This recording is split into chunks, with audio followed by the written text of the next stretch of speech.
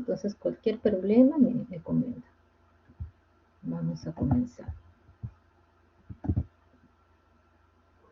Ya, muy bien.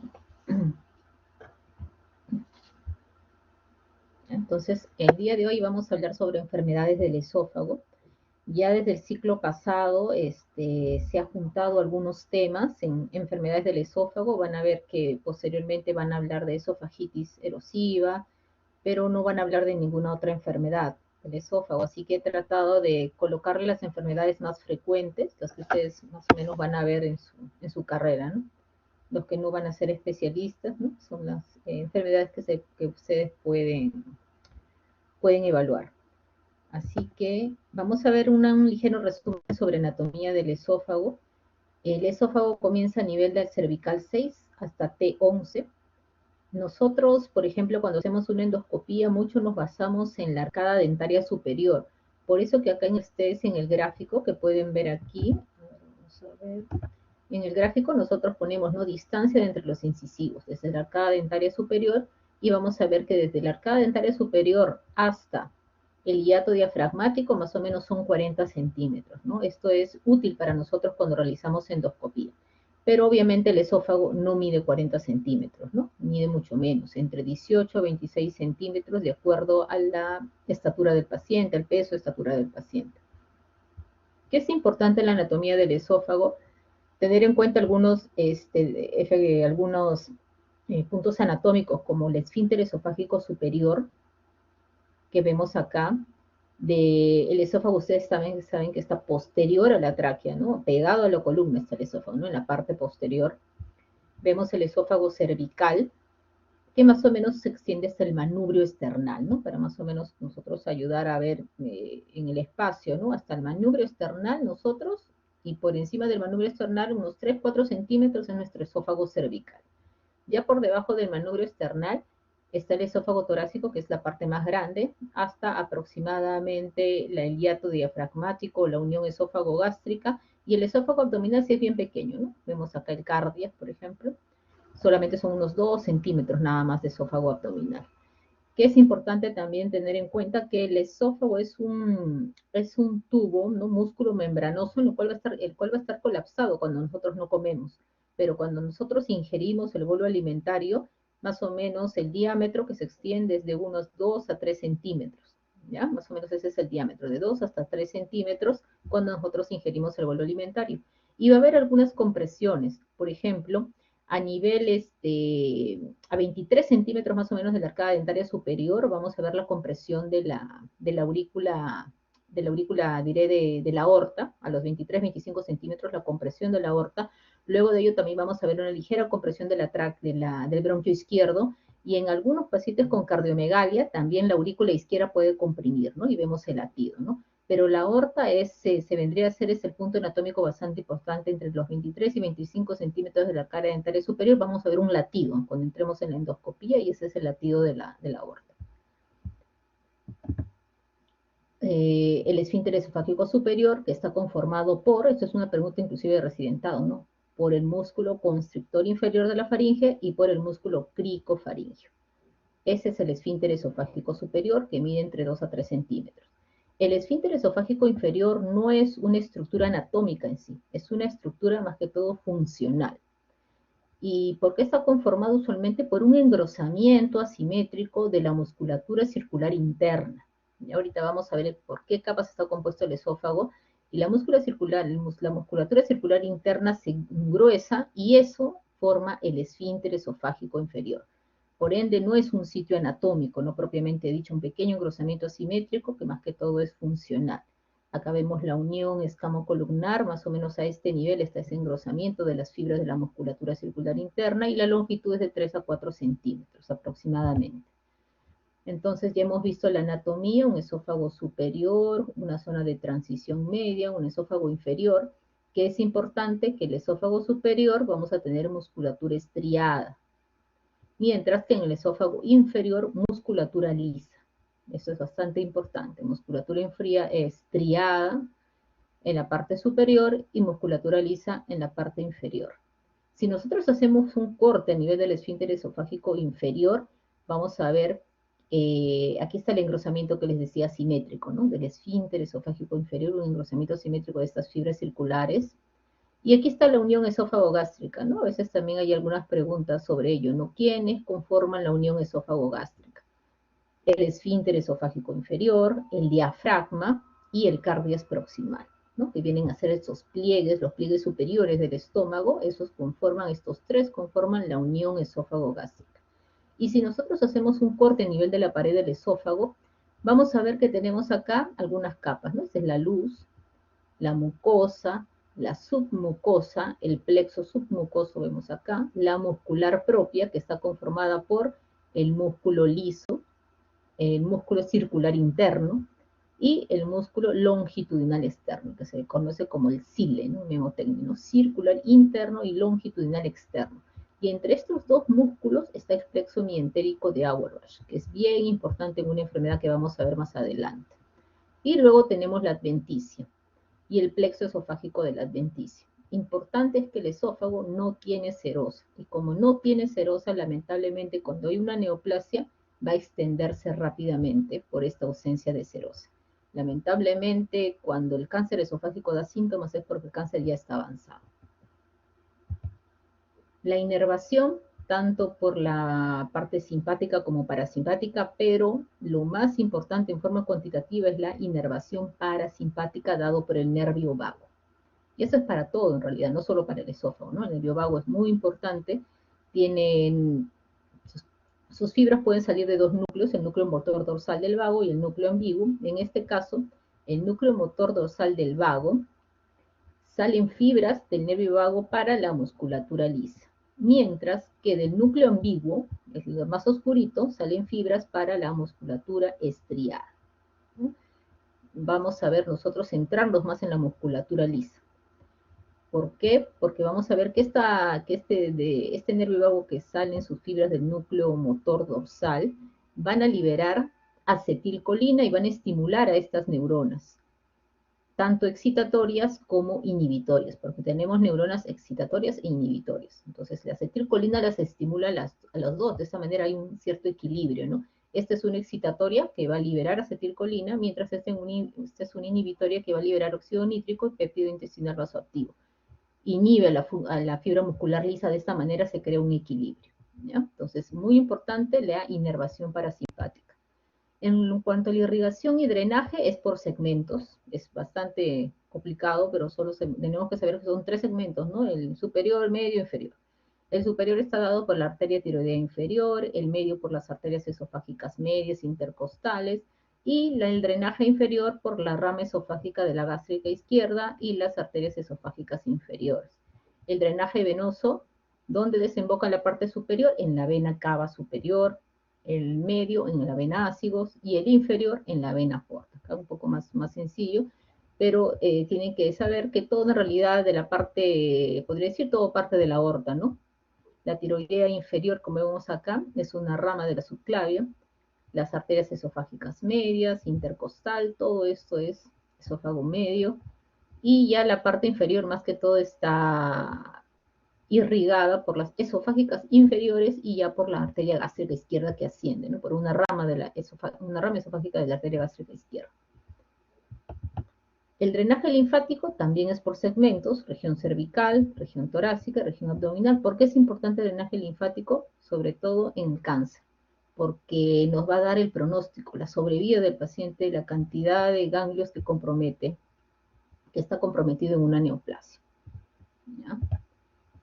Algo de embriología, solamente esta diapositiva. Ustedes deben saber que tanto el tubo digestivo como el respiratorio nacen de un tubo común primitivo. O sea, todos se forman de un tubito común como el que vemos acá.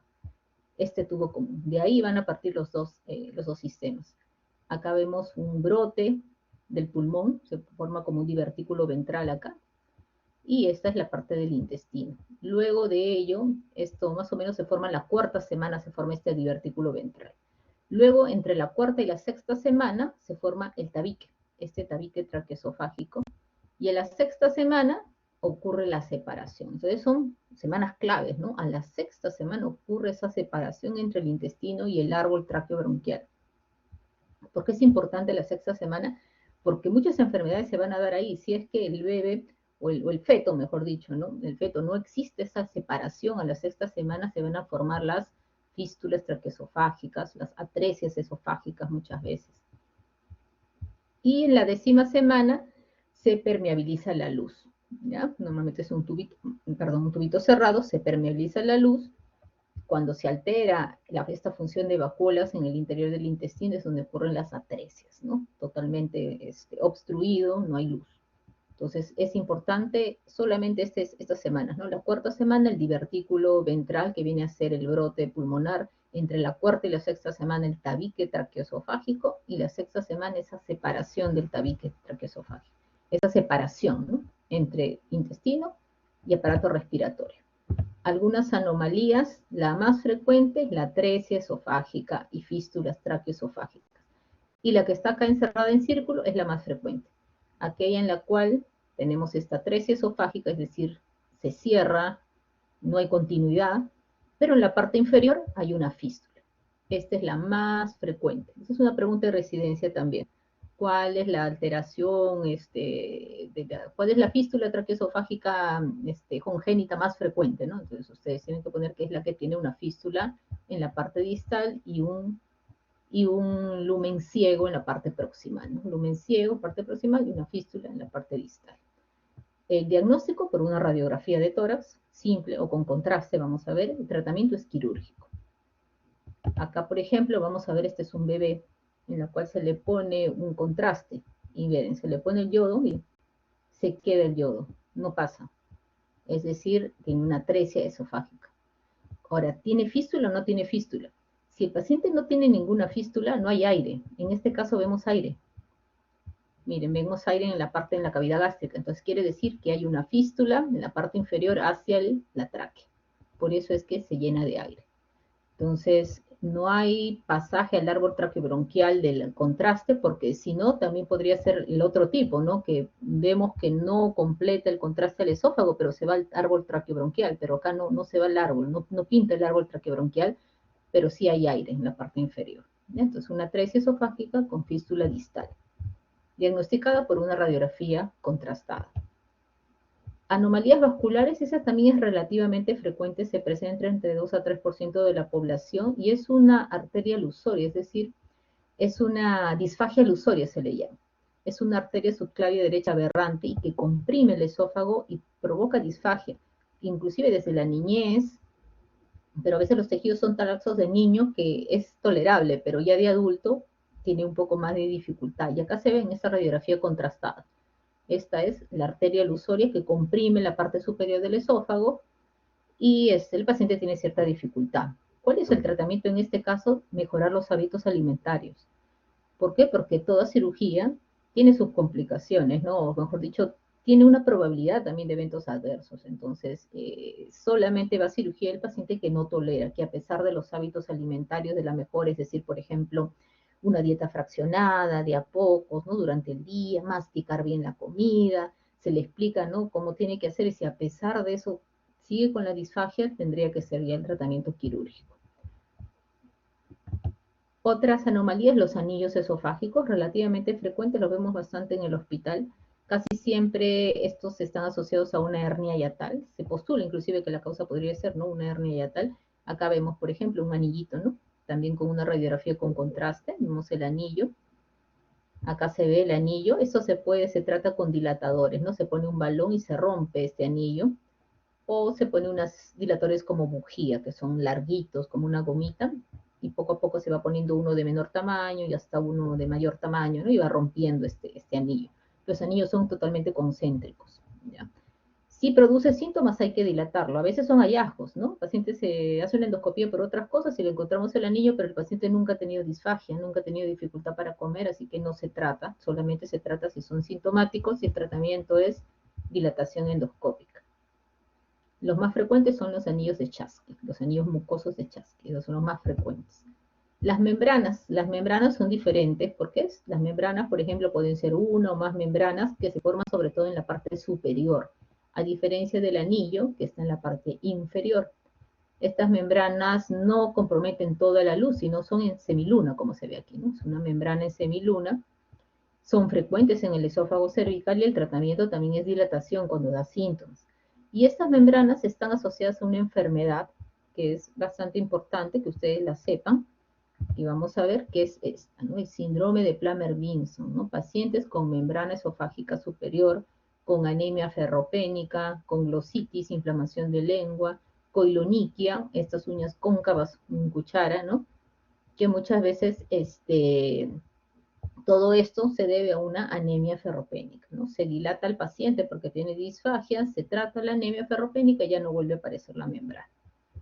Y también importante ese síndrome porque también tiene riesgo de cáncer esofágico, que vamos a ver más adelante. Y un riesgo, un porcentaje de pacientes con síndrome de Plummer-Vinson que pueden hacer cáncer esofágico. Los divertículos se forman por una debilidad, como ven acá, miren.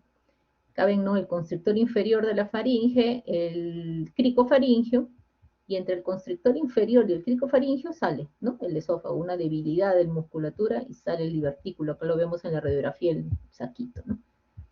El más frecuente son los divertículos de Zenker. Entre el constrictor inferior y entre el cricofaringio, entre esas fibras sale este divertículo de Zenker que usualmente es posterior, ¿no? Pegado a la columna. Pero también hay otros, el epifrénico, que está más en la parte distal y suele asociarse a problemas motores, y los mediales por tracción.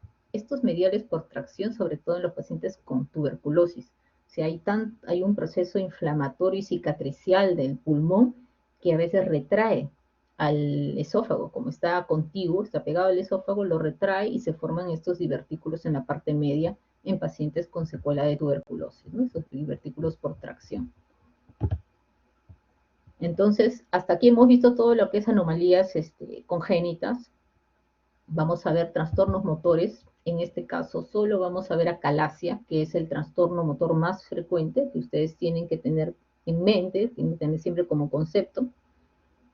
La calasia viene de la palabra calasis, que es una palabra griega que significa imposibilidad de relajarse. Es un trastorno esofágico primario de causa desconocida. ¿Y qué es lo que caracteriza la calasia? Es que hay una degeneración del plexo mientérico. ¿Recuerdan ese plexo que se encontraba entre esas dos musculaturas, ¿no? La circular interna y la longitudinal externa? Se degeneran esas fibras nerviosas y el esfínter esofágico inferior ya no se puede relajar. No se puede relajar y el cuerpo del esófago no tiene peristaltis. Usualmente el cuerpo del esófago también tiene contracciones, también tiene sus contracciones que ayudan a pasar el bolo alimentario. Entonces el esfínter inferior no se relaja y encima el cuerpo del esófago no tiene peristaltis, ¿ya? Entonces afecta a ambos sexos por igual, hombre y mujer, y más o menos el promedio de edad son los 50 años, entre los 40 a los 60 años. ¿Ya? Ese es el promedio de edad. Entonces acá vemos otra vez el grafiquito que les había mostrado, ¿no? Porque es importante justo por esto, ¿no?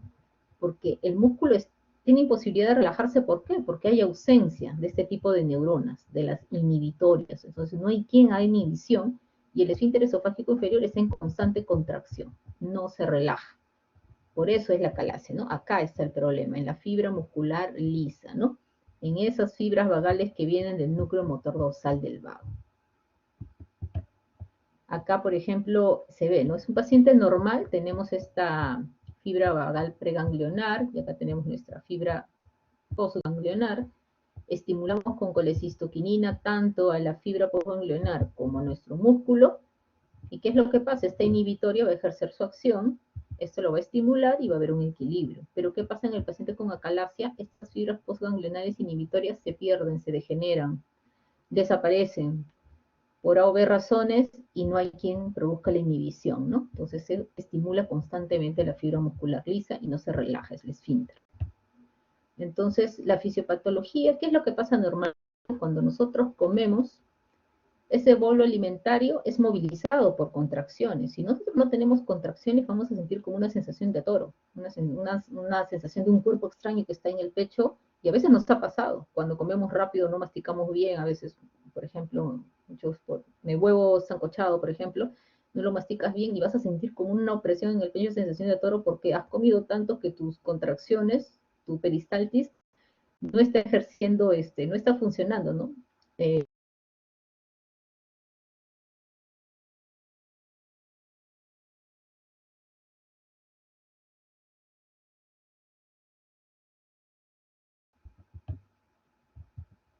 A ver, perdón. Siempre es necesario esas contracciones. Un momentito. Entonces, normalmente hay esas contracciones, ¿no? Y todo depende del influjo inhibitorio excitatorio del plexo neural mientérico, ¿no? Y de la inervación del nervio vago. Pero ¿qué pasa en la calasia? Se pierden esas neuronas inhibitorias, constante contracción, no se relaja el esfínter, no hay ausencia de peristaltis, entonces se produce una obstrucción, la comida se queda ahí en el esófago, por eso el paciente tiene dolor de pecho y va a tener otros síntomas más, y el esófago se va a dilatar. Entonces, acá, por ejemplo, tenemos la inervación. Esta inervación del esófago, vemos que este es el esófago superior, musculatura estriada. A nosotros nos interesa esta parte inferior, la musculatura lisa, con nuestras neuronas excitatorias que están en celestito y las inhibitorias que están en rojito. Entonces, esto es lo normal. Esta es una manometría de alta resolución, mide presión. Acá vemos el bolo cómo pasa y va midiendo la presión, ¿no?, del bolo. La parte azul son las presiones más bajas, la parte moradita son las presiones más altas, y se ve que cuando el bolo va pasando, la presión más alta ya está en la parte superior, ¿no? Va empujando y de ahí se va relajando el bolo, ¿no? Y va pasando hasta que se expulsa el bolo alimentario. Esa es una manometría de alta resolución normal. Entonces, ¿qué es lo que pasa? ¿Por qué se pierden estas neuronas inhibitorias? Existen varias teorías, pero la actual es que hay una infección viral previa. También se postula una toxina. Aparentemente hay una infección que provoca una infección crónica, persistente, asociada a un paciente genéticamente predispuesto. Y se forma una respuesta inmune aberrante y comienza la ganglionitis o pérdida de las neuronas y al final la calasia. Entonces esa es la teoría actual. Una infección viral previa en un paciente genéticamente predispuesto. No se sabe qué infección. Qué tipo de virus exactamente, ¿no? La presentación clínica es más o menos larga, 2 años. La disfagia es lo principal. Disfagia sólidos y líquidos. Y es típico la disfagia a los dos, sólidos y líquidos al mismo tiempo. Aunque también ha habido pacientes, ¿no? Hay pacientes que refieren primero progresivo a los sólidos, luego los líquidos, pero la mayoría en realidad coincide que es a los dos. Y esto nos hace diferenciar del cáncer, ¿no? Porque el cáncer de esófago comienza con disfagia progresiva, primero a sólidos, poco a poco, y luego ya no pueden pasar agua, ¿no? ¿Por qué? Porque hay una obstrucción orgánica, hay algo que está tapando, mientras que en la calasia no, en la calasia hay una dificultad en la relajación. Entonces, como no se relaja, no va a pasar ni sólido ni líquido, ¿ya? Entonces, ese es el punto en la calasia, ¿no? Por eso muchos pacientes presentan la disfagia a las dos cosas en un mismo momento, sólidos y líquidos.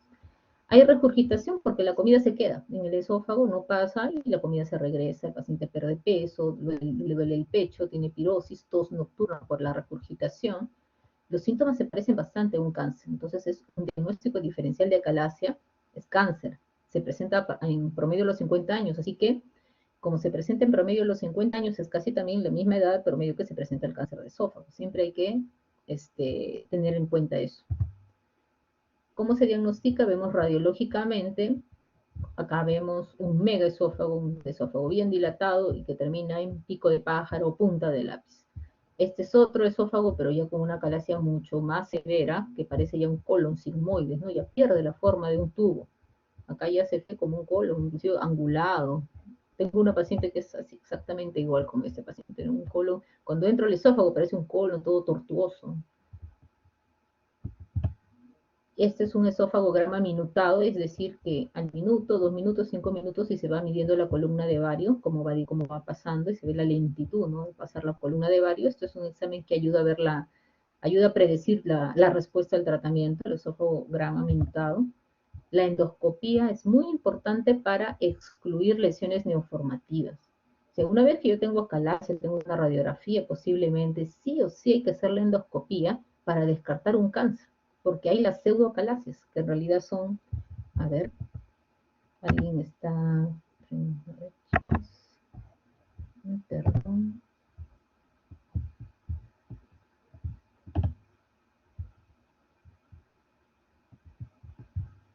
a ver,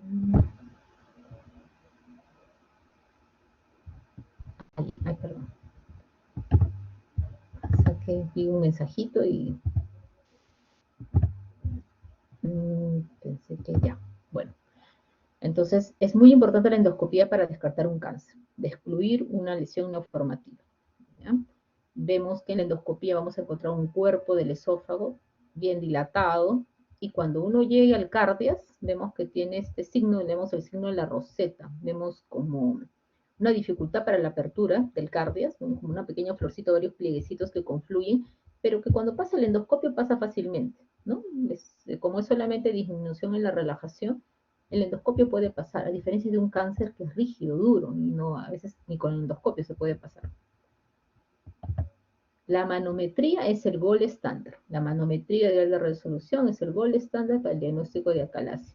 Esto es una peristaltis normal, una manometría normal, y esta es la de una acalasia, ¿no? No se ve esas presiones que cambian de acuerdo al paso del bolo alimentario, ¿no? Miren, normalmente debería ir bajando así la presión porque el bolo alimentario está pasando, pero acá no se ve nada de presión, se ve todo atónico. En todo se supone que el bolo está pasando, pero acá no hay nada, nada de presión en el cuerpo del esófago, ¿ya? Hay 3 tipos de acalasia para que ustedes sepan, ¿no? Esto quizás no es necesario aprenderse en realidad en este momento, solamente saber que hay 3 tipos de acalasia y que la acalasia tipo 2 es la más leve. Hay una dificultad en relajación, ausencia de peristaltis, pero hay un incremento en la panpresurización. Todavía hay presión a nivel del cuerpo esofágico. Vemos que todavía hay algunas neuronas inhibitorias acá rojitas.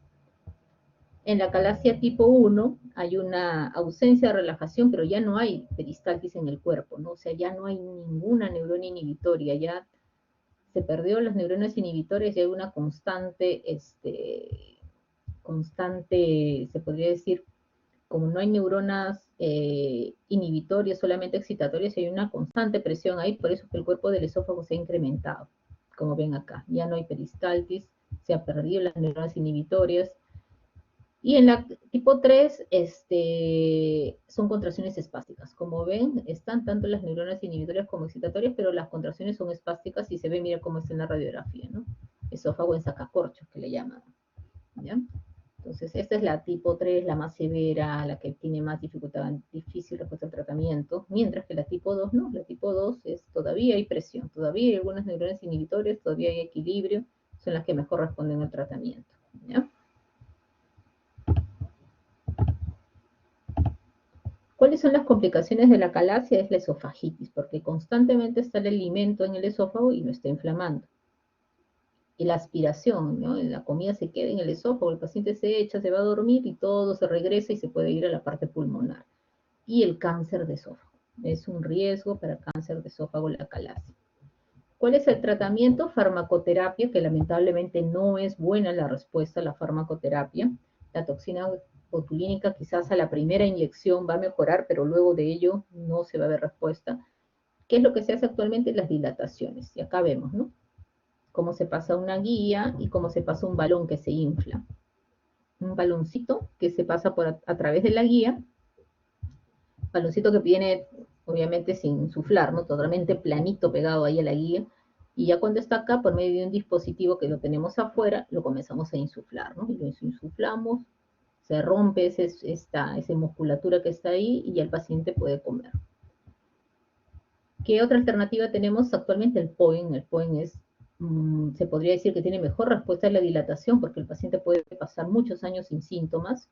En este caso se hace una inyección submucosa y el endoscopio entra por un túnel de esa inyección. O sea, se hace una inyección, se eleva toda la mucosa del esófago y se hace un corte.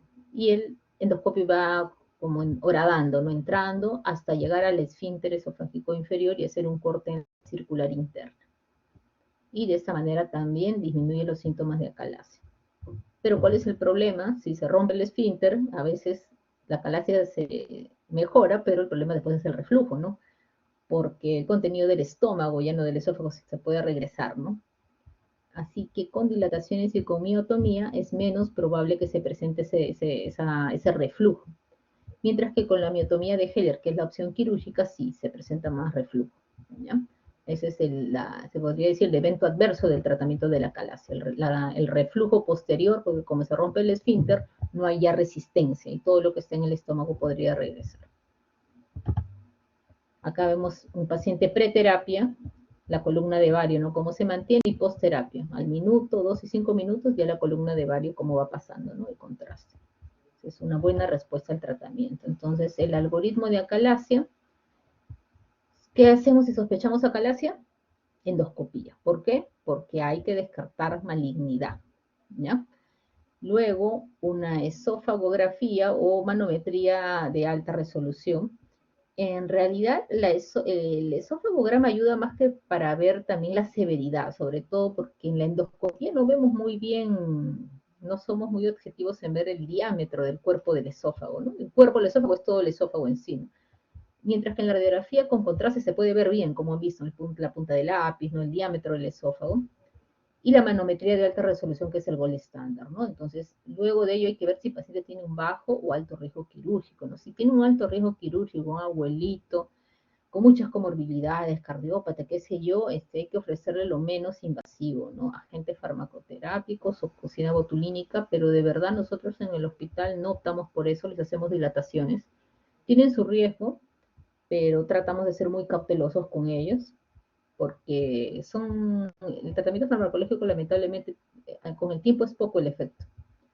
Y si tiene bajo riesgo quirúrgico, excelente. Si es un tipo 1 o 2, va a miotomía de Heller, va a las dilataciones. Si es un tipo 3, idealmente debería ir a POEM, ¿no? Que es el más complicado, justo va a POEM, pero también podría ir a miotomía y también podría ir a dilataciones, ¿no?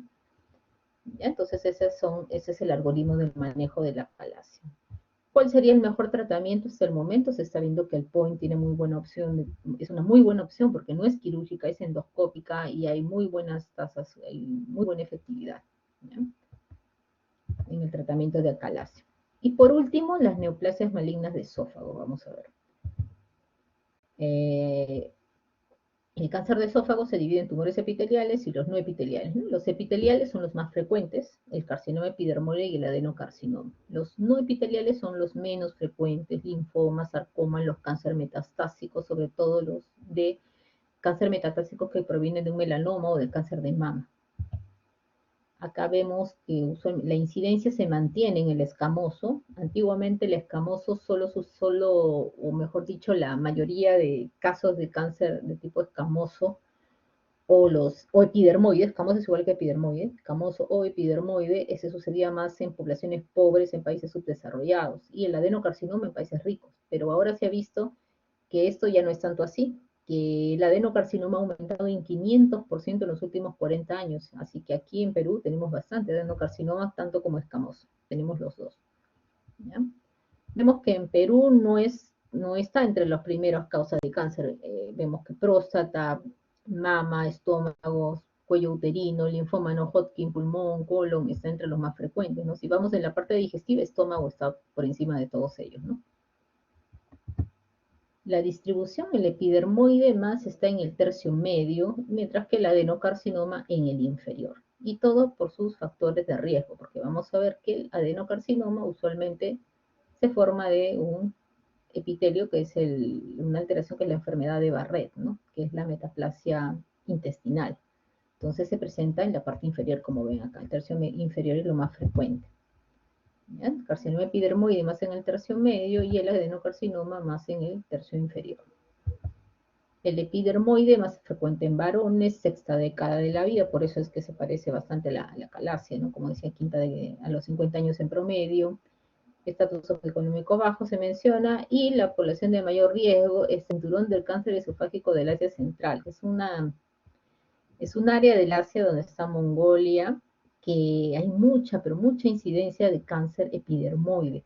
Y en China, Irán, más o menos está, China e Irán se han hecho varios estudios y han visto que hay algunos hábitos que tienen ellos, ¿no? Que por ejemplo ellos toman té hirviendo, no caliente, sino hirviendo, es una tradición. Entonces podría ser en las aguas demasiado calientes, el mate caliente, un factor de riesgo para cáncer de esófago, ¿ya? Esa es una tradición que tienen ellos. Han tratado de estudiar bien esta población porque llama la atención la alta incidencia que tienen de cáncer de esófago de tipo epidermoide. Etiología, predisposición genética, hábitos dietéticos, alcohol, cigarros a la cabeza, enfermedades de alto riesgo, acalasia, que hemos visto, síndrome de Plummer-Vinson, la tirosis, que es la queratosis palmoplantar, como vemos acá, la tirosis, Las esofagitis cáusticas, pacientes que han ingerido ácido muriático, lejía, a veces, ¿no? Intentos de suicidio, carcinomas, pacientes que han tenido cáncer de cabeza y cuello, pacientes con gastrectomía parcial, infección de virus por papiloma humano, ¿no? Virus del papiloma humano son factores de riesgo para cáncer epidermoide. El adenocarcinoma es muy distinto, vamos a ver, más frecuente en varones, edad 60 años, casi es la misma edad, pero es diferente, ¿por qué? Porque el factor de riesgo importante en ellos va a ser el esófago de Barrett, ¿ya? El esófago de Barrett, la presencia de este esófago de Barrett hace que uno tenga 30, 60 veces más riesgo de un adenocarcinoma de esófago. Por eso es que necesita vigilancia endoscópica, ¿no? Si un paciente tiene síntomas de reflujo, tiene factores de riesgo como por ejemplo edad más de 50 años, raza blanca, varón, obeso, tiene que hacerse una vigilancia endoscópica si cumple todos esos criterios.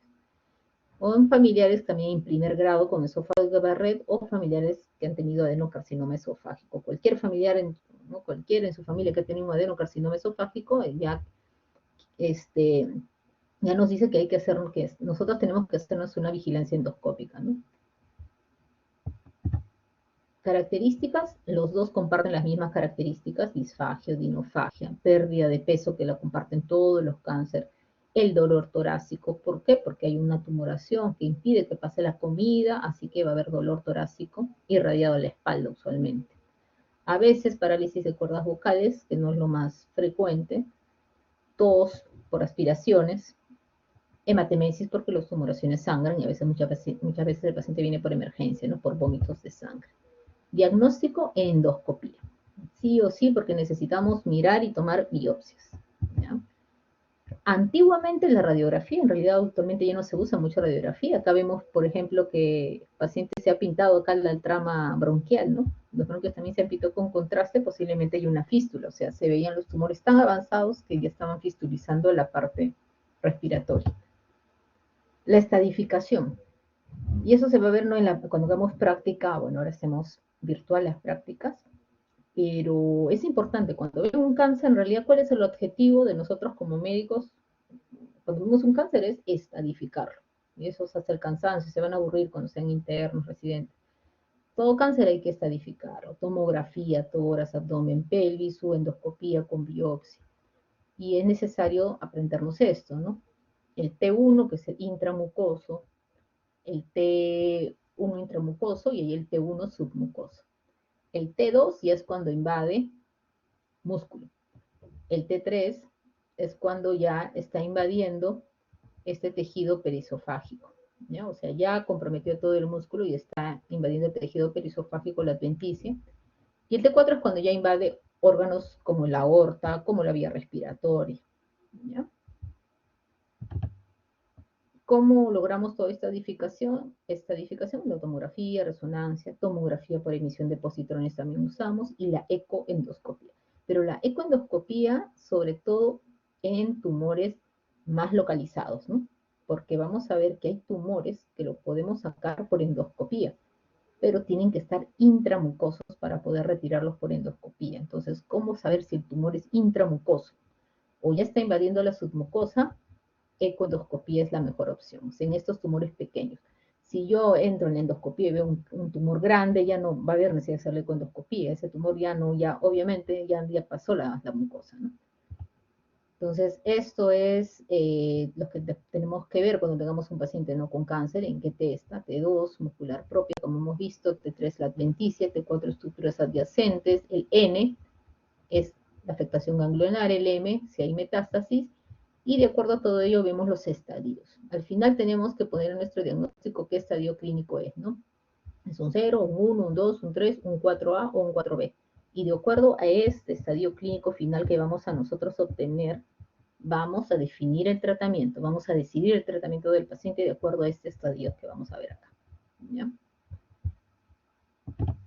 Entonces el tratamiento puede ser endoscópico, como hemos visto, si está bien localizado y es intramucoso, puede ser quirúrgico y puede ser radioterapia o quimioterapia. Inclusive hay radioquimios curativas. Tengo pacientes que no eran tributarios de cirugía y han ido a quimio, radioterapia y se han curado. y ya no tienen cáncer en ese momento y van más de 5 años de seguimiento. Así que la quimio-radio es muy buena. Obviamente pacientes que se encuentran también sin metástasis a distancia, ¿no? Porque si lamentablemente encontramos un paciente ya con muchos ganglios comprometidos y con una metástasis a distancia, entonces la respuesta ya va a ser pobre de por sí, ¿no? Entonces ese algoritmo es muy, muy bonito, me gusta ese tipo de algoritmo y bastante resumido para ayudarnos cuando tengamos un cáncer de esófago. Entonces hacemos una endoscopía, hacemos nuestro diagnóstico, ¿no? Hacemos nuestro diagnóstico de cáncer, hacemos nuestra tomografía para ver estadiaje y podemos encontrarnos ante un paciente que ya tiene metástasis. Lamentablemente, si encontramos metástasis a distancia, el tratamiento ya es paliativo. Pero podemos encontrarnos que es un paciente precoz, o sea, es un estadio T2 que invade muscular o N y N negativo, que no tiene ganglios. Entonces, podemos hacer ecoendoscopía o ecoendoscopía más PAP. Y si hacemos ecoendoscopía y vemos que es un T1A, es decir, un intramucoso, puede ir a resección endoscópica, o sea, se puede resecar por endoscopía si es un T1A. Pero si por ecoendoscopía vemos que es un T1B o 2, ya el paciente va a cirugía. Hasta un T2 puede ir a cirugía, pero si ya es un T3 para arriba, va a tratamiento neoadyuvante, quimio, radioterapia. ¿Qué significa neoadyuvante? Significa que yo doy quimio, radioterapia y luego evalúo al paciente para ver si tiene necesidad de cirugía. Y muchas veces se da quimio, radioterapia y posteriormente se reduce el tumor y el paciente se opera y se reevalúa el paciente, ¿no? Y vemos que ha disminuido el tumor y los cirujanos lo evalúan y ya ha disminuido y puede ir a cirugía, entonces va a cirugía el paciente. Pero también nos encontramos que los reevaluamos y en ese trayecto hacen metástasis a distancia y ya solamente se realiza tratamiento paliativo, quimio-radioterapia definitiva, no paliativa. ¿Cómo evalúo esto después de la quimio-radioterapia? Con una TAC tóraco-abdominopélvica o un PEPTISIC. En realidad la tomografía por emisión de positrones es mucho mejor, ¿ya? Para evaluar esto. Ahora, esto es en el caso, ¿no? De que sean pequeños y voy en el camino viendo, pero también tengo la otra opción que cuando le hago la tomografía ya encuentro una enfermedad de P3 para arriba. Es decir, paciente que ya ha invadido la adventicia y que tiene ganglios, entonces muchas veces me encuentro ante un T4B, también es quimio, radioterapia definitiva, y muchas veces muchos de estos pacientes con quimio, que reciben quimio, radioterapia definitiva, muchos de estos pacientes se curan. ¿Ya? Entonces hasta ahí tenemos una buena opción, ¿no? ¿Ya? Entonces si hay metástasis, lamentablemente el tratamiento es paliativo. Bueno, chicos, eso sería todo. Les he tratado de hacer, creo que hemos una hora, un poquito menos de una hora. No sé si tienen alguna pregunta.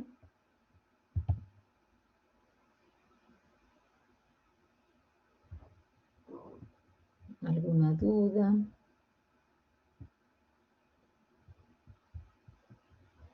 ¿No han entendido? Yo sé que es difícil por este medio a veces preguntarles a todos, a cada uno.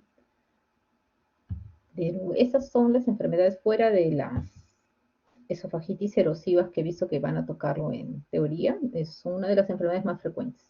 Cáncer de esófago es, si bien es cierto, no es el cáncer tracto gastrointestinal más frecuente, pero sí lo van a ver, sí es habitual que lo vean. Los síntomas típicos, tal igual que la calacia, la disfagia, ¿no? Disfagia típica. El dolor de pecho, la pirosis, ¿no? Los dos bajan de peso, pero cuando hacemos la endoscopía obtenemos las diferencias, ¿no? La endoscopía nos ayuda a diferenciar. ¿Ya?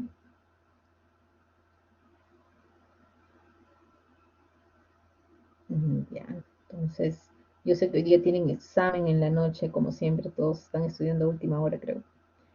Pero, eh, este, dentro de lo que les he comentado, como les digo, les he traído lo más frecuente, no he querido ahondar en cosas raras, enfermedades raras, cáncer, acalasia, es lo que más veo en el servicio. Y la parte de anomalías congénitas, las membranitas y los divertículos, ¿no? Divertículo de Zenker vemos bastante, las membranas y en la parte pediátrica las atresia, ¿no? ¿Ya? Así que, bueno, chicos, eh, veo varios mensajes, pero todos están despidiéndose. ¿Ya? Así que ya eso sería todo. Es, bueno, es solo mi única teoría que voy a dictar, así que ya nos vemos con mi grupo de práctica. ¿Ya? Ya nos vemos, chicos. Suerte en su examen hoy día.